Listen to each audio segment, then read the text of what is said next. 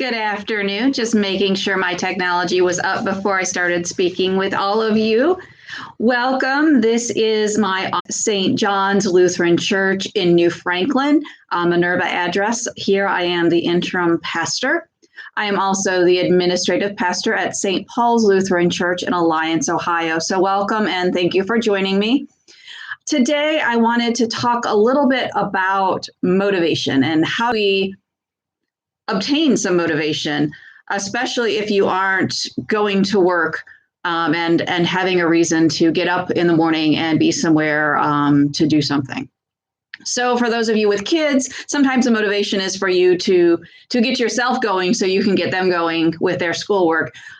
For those who are home and not going to work, not having some particular timeline, how do we get motivated? How do we find the energy to do anything, to do something? And some of that is perfectly normal. Right now, we're on this kind of endless unknown, which we've talked about so many times before. And the biggest challenge with that is, well, if I'm still on lockdown, I always have tomorrow to do something. And that's kind of the heart of procrastination. But the other part is, at the same time, is we're all feeling this discomfort and unease, and motivation is really hard when we don't feel like there's actually a reason to do anything, to go do something. And then there's other folks who are so busy just fussing with everything that it's hard to get them to slow down and just, give themselves some space. So some people are trying to like get motivated and go do something, and other folks are so busy that their family's looking at them going, please just slow down. Give yourself a few minutes to be quiet and to sit still. And either way, those are all normal responses to, for most of us, new conditions, new situations. If you feel like you have all day in the world, and you have tomorrow, you don't necessarily have this urge to go and get something done because it'll still be there tomorrow. Some people are like, I can't stand not having something to do, so they create a multitude of tasks, sometimes keeping themselves so busy that they aren't actually dealing with the reality they're in. And so there's the ways to distract yourself on both sides of that equation. And a lot of that comes down to personality. Sometimes that comes down to the environment you were raised in. Sometimes you're told that doing nothing is not productive. And some people are just raised in a situation where, if you get it done, you get it done. If you don't get it done, so be it. But either way, it can be very hard for us to find motivation to get anything done. And this is not to, again, keep yourself so busy that you're not facing your reality, or to be so stuck in the reality that you aren't accomplishing things that might be helpful to you. So if you are one of those people that think, oh, this is a perfect time to clean out my closet, but you can't get yourself to do that, you're okay. If you're the person who's cleaned out their closet and washed the kitchen and scrubbed the walls and washed the windows and did all your spring cleaning and now are trying to find something else to do, you're normal too. It's just a different way of managing this unknown for us, this strange reality that we're in. And again, most of us have a pattern in our life, whether it's getting up to go to work out, it's getting up and going to work, it's getting up and getting our kids ready for school. And we create this schedule, this rhythm of life. And one of the things that people joke about, but the fact is what day is it? I mean, and it's not the kind of what day it is that you have on vacation, where it's okay to not know what day it is. This is, I don't know what day it is because I have no tangible way to connect that this is Tuesday, this is what I need to do. I've now worked 4 days in a row. I have one more work day before I get my weekend. So I think it's really important for us to honor the fact that for some of us, we have zero motivation, that, our energy levels feel really low. We don't want to do anything. We don't want to go anywhere. Well, we can't really go anywhere, but we don't even want to go around in our house. We don't want to look at the vacuum cleaner. We don't want to dust the furniture. We don't want to manage our laundry. And yeah, some of it can be put off another day. Sometimes it's time to create a schedule. I know that sounds crazy, but it's actually helpful for us to create a rhythm. Now, for myself and Pastor Tim and our daughter, we've had to create a schedule. One, because our daughter doesn't manage well without one. But the other part is that both Pastor Muse and myself are still working. So we have to have some structure and some rigidity so that I know when he's working with Katie that I can be doing my work. And when I'm working with Katie, he can be doing what he needs to do for work. And though, my in-laws live with us and I adore them, we don't make them responsible for Katie's general care and well-being. So, we've created a structure. We still eat dinner roughly about the same time every night. She still goes to bed at the same time every night. She still has a time to get up in the morning. So one of my things to encourage to you is to create some sort of schedule. And it doesn't have to be anything elaborate. You don't have to make up stuff to do, but to create some sort of rhythm so that you have a sense of what's going on each day. So those who jump in and watch this live at noon every day, you're already adding to your schedule, right? You're looking forward to this. This is a reason to stop whatever you're doing and come and sit with me and sit with Pastor Muse. And we love that. And we appreciate you joining us for that. But, how do you want to create a schedule? And, if you're not highly motivated, you don't have to pack your day full. So it might be I'm going to set my alarm for 8:00. Even if you used to get up at 5 and you're like, okay, I'm just having a hard time getting up, but set your alarm for 8:00. Give yourself the joy of some extra sleep. But then at that time, say, okay, this is the time I'm going to get up. This is the rhythm I'm going to create for my day. And to find then things that you might want to set up. So, we have a chore schedule. And so that happens, and it's pretty much the same from every week to week. But everybody has their chores and there's a schedule. So you have things that you do on particular days. There's a rhythm, there's a method, there's a flow to life that helps differentiate today from yesterday and today from tomorrow. So something to think about, especially again, if you're feeling kind of like I'm just kind of floating through the days and don't know what to do. Even some of our retired folks who used to be, I think, busier in their retirement than they were on their work days might be feeling at a loss right now because the places where you go to volunteer or the places that you might go to meet with friends and connect with others aren't there. So again, the same idea of creating some sort of rhythm of connection. Maybe that is, from 11 till noon, I make one phone call to a family member or friend.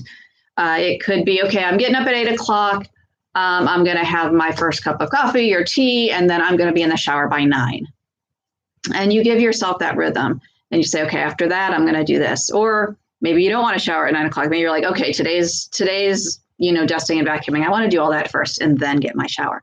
However you create that schedule, but it helps to, again, differentiate your days, to give you some cues and motivation. And if you feel like you're flitting from project to project, which is kind of the other opposite of this, is you're so desiring to be accomplished or busy, it's okay to block out time to watch a movie or to read a book, or again, make those phone calls to friends and family to not feel like you have to make something amazing happen here.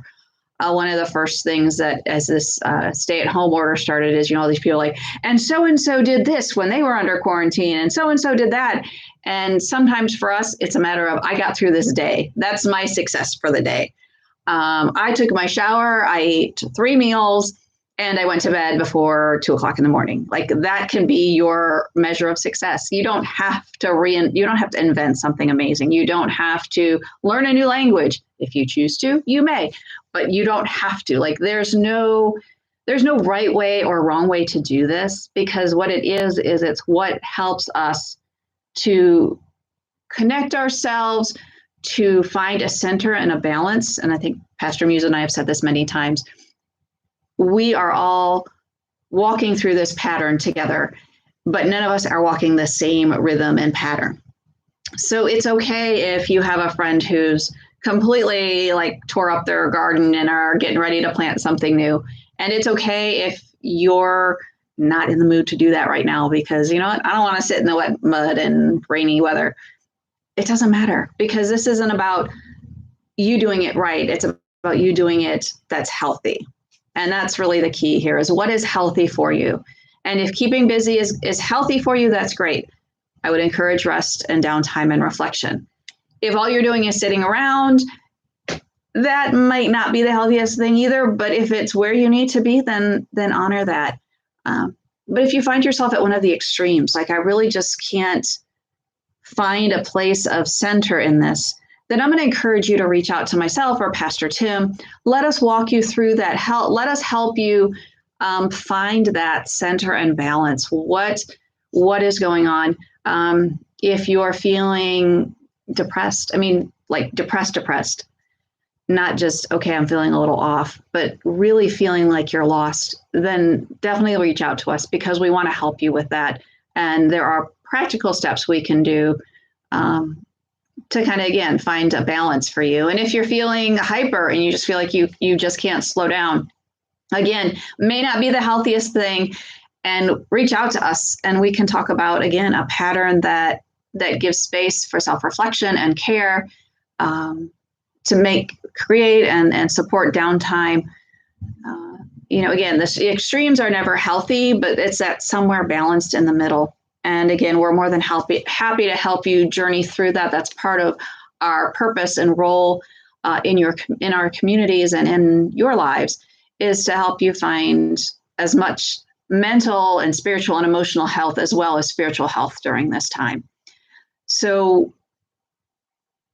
we want you to come out of this isolation time as balanced and mentally stable as possible. And for some of us who struggle with mental health prior to this is even harder. If you haven't had mental health issues in the past, but you're really feeling like you're struggling, it's not uncommon. It's not uncommon. You're trying to find coping mechanisms and tools in something that you've never had to do before. So there's nothing wrong with needing a little help and walking through a conversation with Pastor Muse and I about, where do I do that? How do I find a place to feel centered and useful, productive, without feeling frantic or kinetic. So again, we want you to know that we're here for you. We continue to be here for you. We want to continue to care and support you during this time. And whether it's for you, whether it's for a loved one, please reach out to us. We are more than happy to help you in that journey and finding that healthy and balanced place. So again, peace be with all of you. Thank you for joining me today.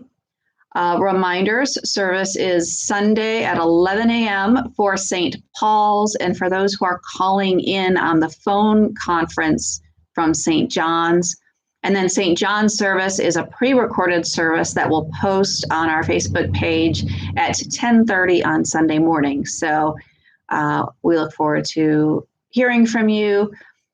Would you do me some favors as you prepare for worship on Sunday? Would you take some pictures of where your worship space is? I know Pastor Tim did a blessing of the home altar for St. Paul's, but what does your space look like as you are preparing for worship on Sunday morning? So it's either St. Paul's or St. John's. I would love to see those pictures. You can post them on our Facebook page, or you can email them directly to me, or send them in a private message, and I can repost them without names and information that way if you would like. But I would love for us to see each other's holy space and sacred space in our own homes. So again, I invite you to do that. I encourage you. And peace be with you. Have a wonderful afternoon. The sun is shining. You can kind of see it peeking through the curtain behind me. So I hope that helps everyone feel a little more joyous as we have this gorgeous Friday afternoon. Peace be with you and God bless. Again, devotions begin again on Tuesday at noon. Take care and goodbye. Goodbye.